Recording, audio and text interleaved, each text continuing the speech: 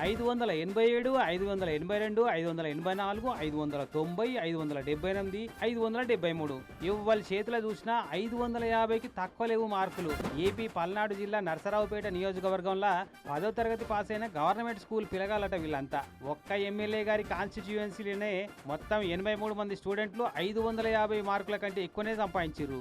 అందరిని ఎత్తులకి ఇట్లా పగిడీలు దొడిగిచ్చి పూల రథాలు ఎక్కించి నరసరావుపేట ఎమ్మెల్యే క్యాంప్ ఆఫీస్ కాడికెళ్ళి కోట సెంటర్ దాకా ర్యాలీ తీపిచ్చిండు అక్కడి ఎమ్మెల్యే అరవింద్ బాబు సారు.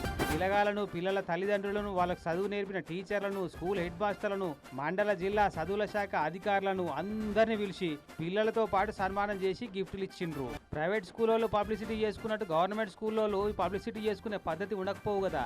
కానీ ఇప్పుడు అంతా మారిపోయింది.